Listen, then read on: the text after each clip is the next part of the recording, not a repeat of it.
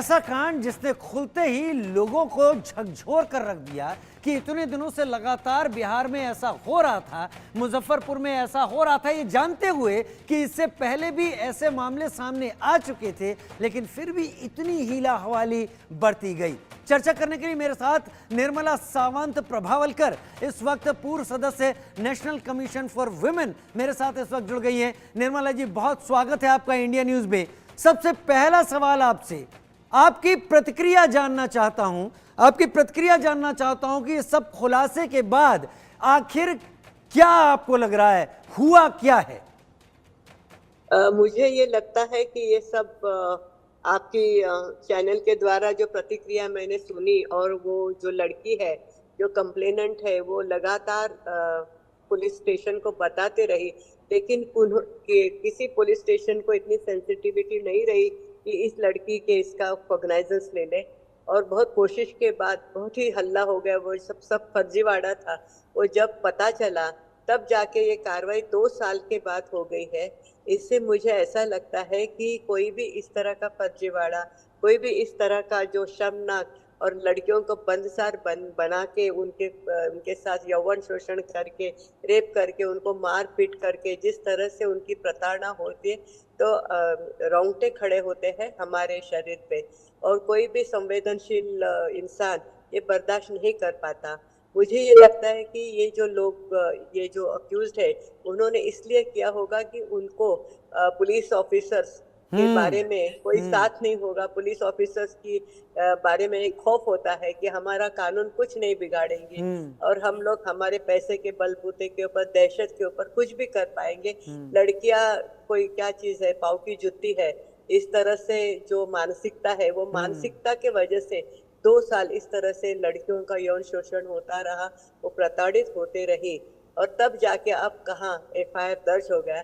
इससे ये पता चलता है कि ये सुशासन है या इसके ऊपर ये अनुशासन है क्या बिहार में, इस तरह का मुझे प्रश्न पड़ रहा है। निर्मला जी, 2 साल हो गए, 2 साल हो गए, उसके बाद इस शख्स को यूपी के गोरखपुर से अरेस्ट किया पुलिस ने।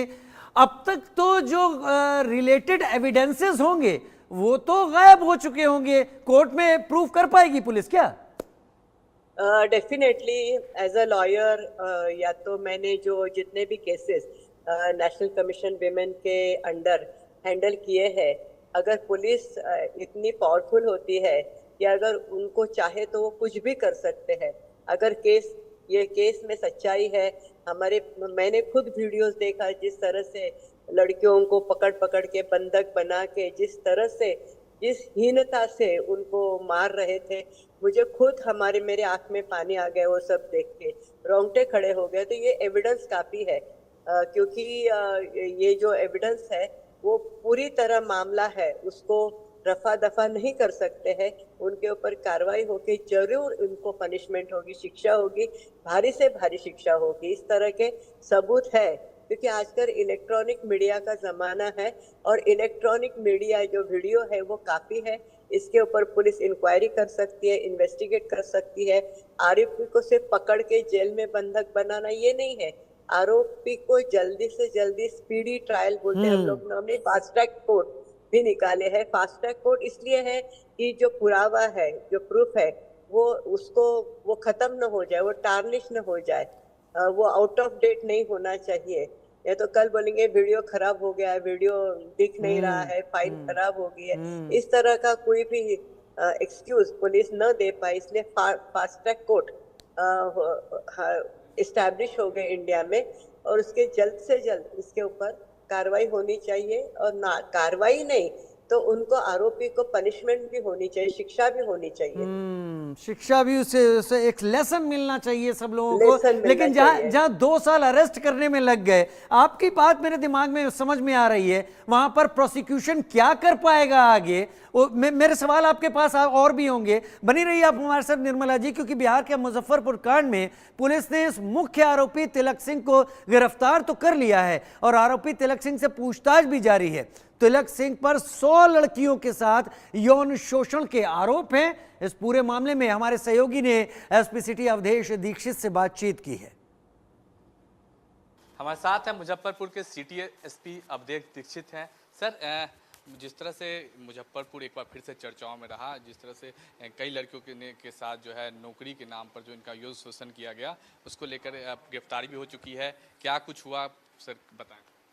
एक अय्यापुर पुलिस स्टेशन मुजफ्फरपुर ज़िले में एक बकरी नाम की एक जगह है, वहाँ पर एक कंपनी थी DBR जो डायरेक्ट सेलिंग में इन्वॉल्व थी। डायरेक्ट सेलिंग में वो अपने हर्बल प्रोडक्ट्स को और मेडिसिन्स वगैरह को बेचने का काम करते थे। तो वो जगह जगह से रिक्रूट करते थे और वो एक तरह से MLM का काम करते थे, जिसमें वो किसी एक आदमी को लेकर के आते थे।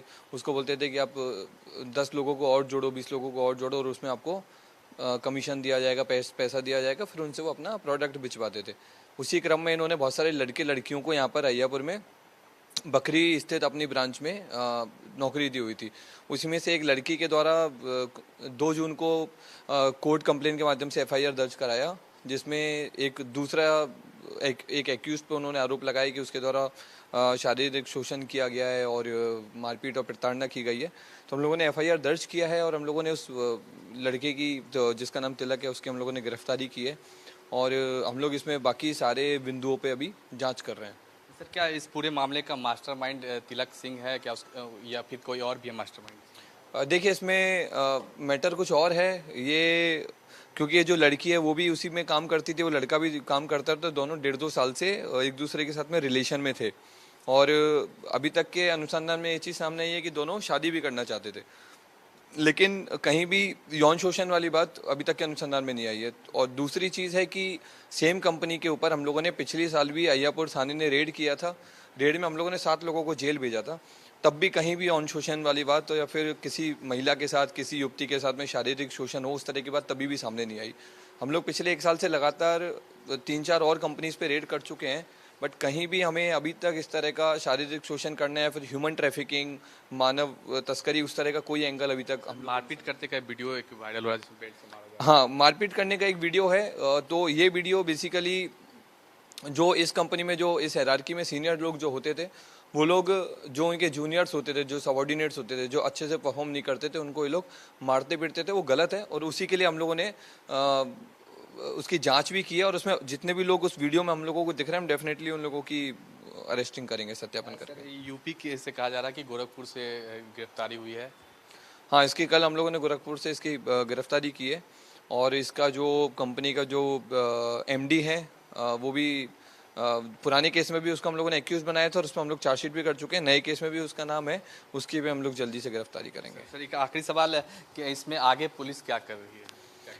इसमें सारे बिंदुओं पे, क्योंकि लड़की ने जिस तरह से मीडिया में अपना स्टेटमेंट दिया है कि 100 या 200 लड़कियों का जो बातें बोली हैं, हम लोग उस पर जांच कर रहे हैं, क्योंकि अभी तक हम लोग के पास भी कहीं इस तरह का एविडेंस नहीं मिला है कि 100 या 200 लड़कियों के साथ में यौन शोषण हुआ था। हम लोगों ने कल भी उस सेंटर पे रेड किया था और उसमें हम लोगों को 60-70 के आसपास लड़के मिले थे जो उसी सेंटर पे उसी लड़की के साथ काम करते हैं। उनमें से भी किसी लड़के ने ये चीज़ नहीं बोली कि किसी भी लड़की के साथ में जो उनके साथ काम करती थी उसके साथ में यौन शोषण होता था, मारपीट होती थी। तो उसकी हम लोग जाँच किए हैं और उस पर हम लोग कार्रवाई करेंगे। तो ये थे हमारे साथ मुजफ्फरपुर के CTS अब देख ऋषि, जिनका कहना था कि जो आरोपी है उन पर गिरफ्तारी भी होगी है और उसको लेकर जांच भी चल रहा है और जो आरोपी है उनको गिरफ्तार करके जेल भेजा जाएगा। कैमरा शेख के साथ शक्ति, मुजफ्फरपुर।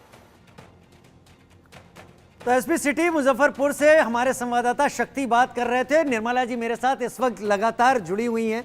निर्मला जी, आपका ही रुख कर लेता हूं। अभी सिटी SP चलिए इस वक्त अभी मैं माफ़ी चाहता हूं, अभी सीधे नालंदा का रुख कर लेते हैं। प्रधानमंत्री नरेंद्र मोदी पहुंच गए तस्वीरों में। नालंदा